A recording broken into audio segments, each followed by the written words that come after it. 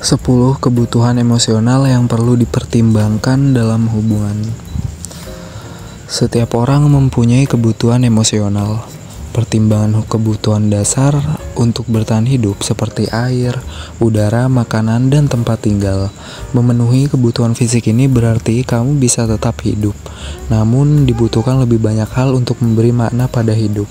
Kamu tidak dapat melihat atau menyentuh hal-hal seperti persahabatan, kasih sayang, rasa aman, atau penghargaan. Namun hal-hal tersebut sama berharganya. Hal yang sama berlaku untuk perasaan didengar atau dihargai. Dalam suatu hubungan, kekuatan ikatan Anda dapat membuat perbedaan besar dalam memenuhi kebutuhan Anda berdua.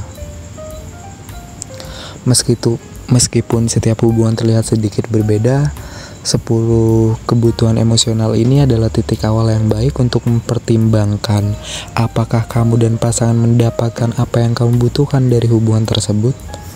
Oke, yang pertama, kasih sayang.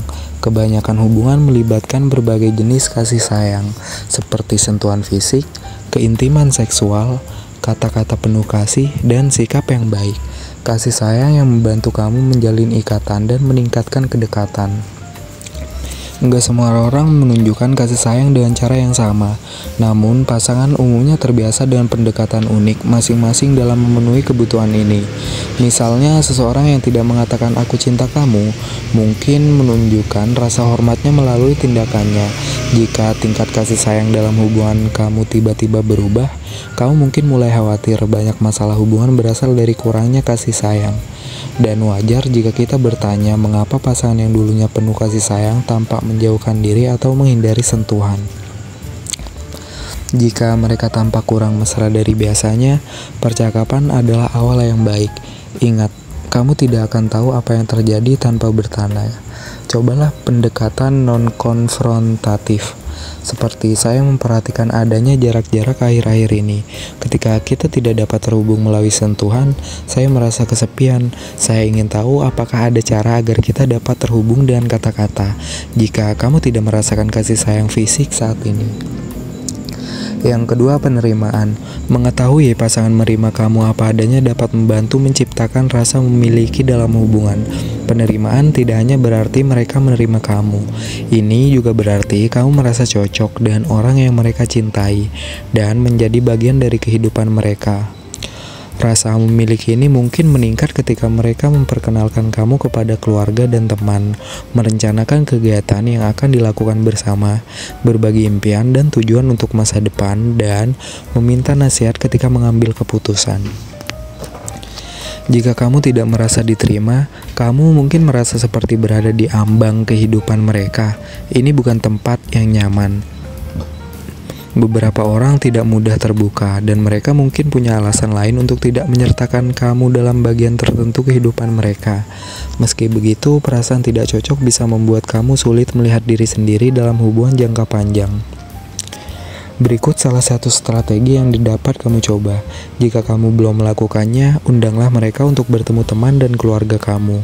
Gunakan ini untuk membuka percakapan tentang bagaimana kamu ingin lebih terlibat dalam kehidupannya. Yang ketiga itu validasi.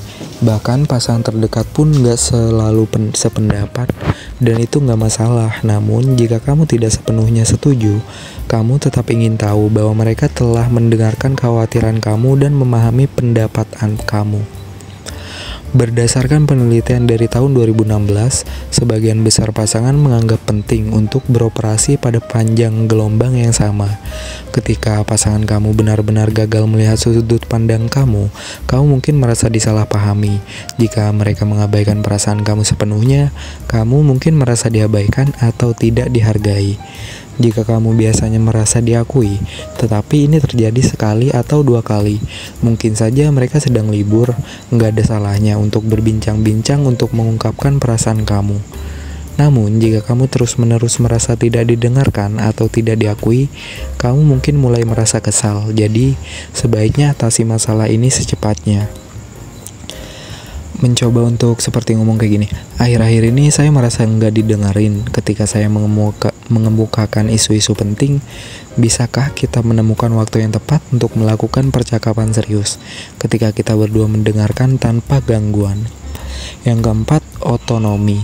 Saat suatu hubungan semakin dalam, pasangan seringkali mulai berbagi minat, aktivitas, dan aspek lain dalam kehidupan sehari-hari. Kamu mungkin menyadari bahwa kamu menjadi lebih satu kesatuan saat Anda semakin dekat. Namun, sekuat apapun hubungan kamu, penting untuk menjaga harga diri kamu. Meskipun kamu mungkin memiliki banyak kesamaan, kamu adalah dua orang yang berbeda dengan tujuan, hobi, teman, dan nilai-nilai yang unik, dan itu adalah hal yang baik.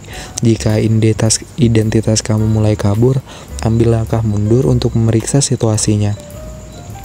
Pencampuran diri ini bisa terjadi secara alami saat kamu semakin dekat. Tapi bisa juga terjadi saat kamu yakin kamu perlu menjadi seperti mereka agar hubungan bisa berhasil. Faktanya, mempertahankan minat individu dapat memicu rasa ingin tahu satu sama lain yang dapat memperkuat hubungan kamu dan menjaganya tetap menyenangkan. Jika kamu kehilangan kesadaran sebelum menjalin hubungan, luangkan waktu untuk berhubungan kembali dengan teman atau memulai kembali hobi lama. Yang kelima, keamanan. Hubungan yang sehat seharusnya terasa aman, namun keamanan dapat berarti banyak hal. Jika kamu merasa aman dengan hubungan kamu, biasanya kamu itu yang pertama tahu mereka menghormati batasan kamu. Yang kedua, merasa aman untuk berbagi perasaan kamu. Yang ketiga, merasa aman secara fisik bersama mereka. Yang keempat, yakin mereka mendukung pilihan kamu. Yang kelima, merasa mampu untuk berbagi perasaan kamu. Menetapkan batasan yang jelas dapat membantu meningkatkan rasa aman kamu. Saya tidak ingin dimarahi, jadi saya tidak akan menanggapi jika kamu meninggikan suara. Jika pasangan kamu bersikap kasar, carilah dukungan profesional. Pelecehan fisik seringkali mudah dikenali, namun kekerasan emosional juga bisa membuat kamu merasa tidak aman, meskipun kamu tidak tahu alasannya. Jika kamu mencari bantuan, panduan kami tentang sumber daya kekerasan dalam rumah tangga dapat membantu. Yang keenam, kepercayaan. Kepercayaan dan keamanan seringkali berjalan beriringan. Sulit untuk merasa aman secara fisik atau emosional dengan seseorang yang tidak dapat kamu percayai. Saat kamu percayai seseorang, kamu tahu bahwa dia itu memperhatikan kamu dan juga diri mereka sendiri. Jika kamu mulai meragukannya, coba kemukakan perilaku tertentu, seperti pulang larut malam tanpa penjelasan. Ini membantu kamu memahami apa yang terjadi sambil menyentuh dasar kebutuhan komunikasi. Secara umum, kepercayaan gak terjadi secara instan. Kamu mengolahnya seiring waktu, tetapi kamu juga bisa kehilangan dalam sekejap. Kepercayaan yang rusak terkadang bisa diperbaiki, tetapi hal ini memerlukan upaya dari kedua pasangan dan seringkali terjadi dukungan dari terapis.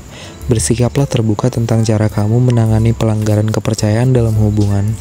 Meskipun respon spesifik kamu mungkin berbeda-beda berdasarkan konteks situasi tertentu.